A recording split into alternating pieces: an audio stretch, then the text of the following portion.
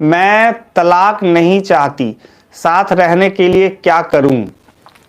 चूंकि शादी हुई है तो वो सारे अधिकार आपको मिल गए जो एक पत्नी को होते हैं, और एक पत्नी जितने तरीके की केस कर सकती है आपके पास भी वो राइट है आज की तारीख में।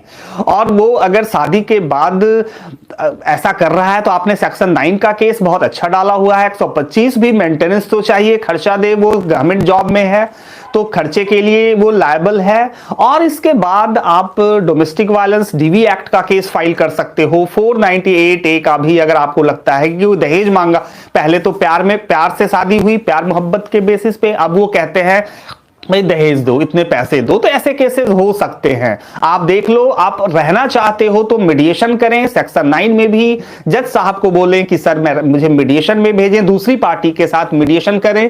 काउंसलर के पास केस चला जाता है कोर्ट से अलग, दूसरे वो जज भी होते हैं या काउंसलर होते हैं, उनके पास सारी चीजें सुनी जाती हैं। साथ रहने वाली बातें करें।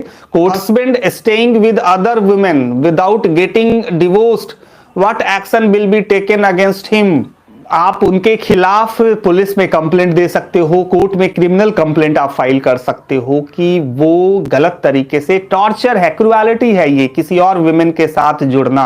आपने डिवोर्स नहीं लिया हुआ है, लेकिन एडल्ट्री के लॉ को सुप्रीम कोर्ट ने खत्म कर दिया है बहुत ज्यादा। अब ये पनिशेबल नहीं है, इसलिए लोग ऐसी चीजें कर रहे हैं, दूसरी शादी नहीं करते बट लिव इन में चले जाते हैं शादीशुदा लोग, और उनका डिवोर्स का केस चल रहा होता है। ये चीजें हो रही हैं, सुप्रीम कोर्ट को इसका संज्ञान लेना चाहिए। ऐसे मामलों में कुछ ना कुछ कानून बनाने की जरूरत है। सुप्रीम कोर्ट ने बहुत कमजोर कर दिया है एडल्ट्री के लॉ को, गलत रिलेशन बनाना किसी के साथ। सुप्रीम कोर्ट ने कहा है कि इसके आधार पे कोई डिवोर्स के लिए जा सकता है, डिवोर्स का ग्राउंड बनेगा, लेकिन कोई क्रिमिनल एक्शन नहीं होगा। क्रिमिनल केस को खत्म कर दिया गया है। ये दिक्कत आ रही है, बहुत मुश्किल है। सच बताऊं, कोई भी, चाहे वो हस्बैंड हो या वाइफ हो, अगर कोई एडल्ट्री में चला जाए तो बहुत मुश्किल है। आपके पास सिर्फ और सिर्फ डिवोर्स का ग्राउंड है, आप तलाक ले लें ऐसे लोगों से। क्या वाइफ हस्बैंड पर SC/ST एक्ट लगा सकती है विदाउट एनी प्रूफ?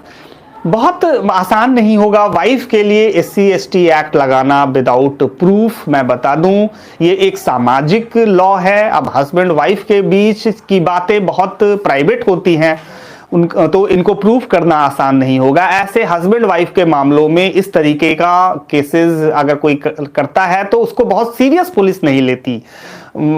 वाइफ को बहुत फाइट करनी होगी इस केस को दर्ज कराने के लिए। SC/ST कमीशन को लिखना होगा, वहां से रिकमेंडेशन थाने में जाती है, उनको भागदौड़ करनी होगी, तब शायद दर्ज हो, क्योंकि कानून तो कानून है।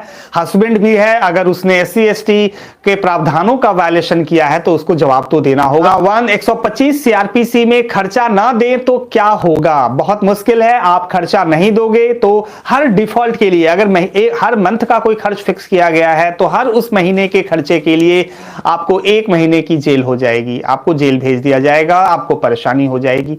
और हर डिफॉल्ट के लिए है, तो ऐसा नहीं है कि आप एक बार जेल चले गए 1 महीने के लिए, बाद में खर्च नहीं देना है।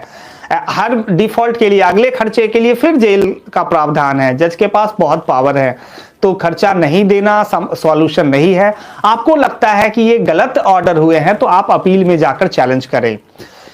इस तरीके से आप कोर्ट से बच नहीं सकते, उसके आदेश से बचना बहुत मुश्किल है। मैं बता दूं, आपके बैंक अकाउंट को सीज किया जा सकता है, आपकी प्रॉपर्टी सीज हो सकती है उसकी रिकवरी के लिए। हस्बैंड 125 CRPC में नोटिस मिलने के बाद भी कोर्ट नहीं आता है, फिर क्या करें? नहीं आता, आप कोर्ट से रिक्वेस्ट करें कि भाई उनके खिलाफ आप वारंट इशू करें।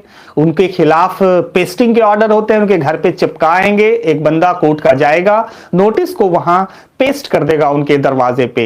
एक मुनादी भी करते हैं, ढोल बजाकर वहां बोला जाता है कि आपके खिलाफ आपको आना है। ये अंग्रेजों के समय का प्रचलन है, लेकिन ये रियल में नहीं हो रहा। अभी भी कानून की बुक में लिखा हुआ है कि मुनादी कराएं। मुनादी बोलते हैं ढोल पीट कर उनको ये करना, लेकिन ये अंग्रेज करते थे। आज इंडियन सिस्टम में वो कानून वैसे ही बना हुआ है, लेकिन ये यूज नहीं हो रहा। तो कोर्ट को बोले सबसे बेस्ट तरीका है वारंट इशू करें, उनको अरेस्ट वारंट दौड़े दौड़े आएंगे अगली डेट पर। वो कोर्ट से कौन भाग सकता है? अगर कोई नहीं आता, उसको फॉलो अप नहीं करता, अपने केस में उसकी गवाही है, तो जज साहब को रिक्वेस्ट करें, सर ये डिसमिस करें, ये इनको इंटरेस्ट नहीं है केस कंटिन्यू करना, वो लोग नहीं आ रहे हैं। मेरी सिस्टर परेशान है ससुराल में, उसको ससुराल से घर ले आए या ससुराल ही रखे, फ्यूचर के लिए क्या सोचे?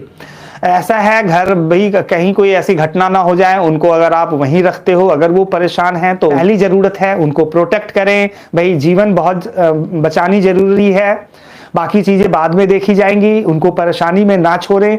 बाकी बहुत से कानून हैं महिला के फेवर में, उनका यूज करें। विमेन कमीशन को लेटर लिखें, national women commission, human right commission, बहुत सारे डीवी एक्ट के केसेस हैं उसमें फाइल करें, मेंटेनेंस के लिए फाइल करें। बाद में समझौता होगा कानूनी तरीके से, कोर्ट की प्रक्रिया में मीडिएशन करके अच्छे से सिस्टर को फिर उनके पास भेजे। छोड़ना ठीक नहीं है, मैं बताऊंगा। केस चल रहा है, अब वो केस गंभीर है, अगर गंभीर सेक्शंस हैं तो थोड़ी दिक्कत आती है। मर्डर केस है, अटेम्प्ट टू मर्डर है, लेकिन अगर फैमिली मैटर्स हैं, 498A DV case, maintenance case, छोटे छोटे केस हैं, फैमिली मैटर, पारिवारिक डिस्प्यूट है तो कोई दिक्कत नहीं आएगी। छोटे मोटे लड़ाई झगड़े का केस है, कोई दिक्कत नहीं आएगी। आप बिंदास रहें, फ्री रहें।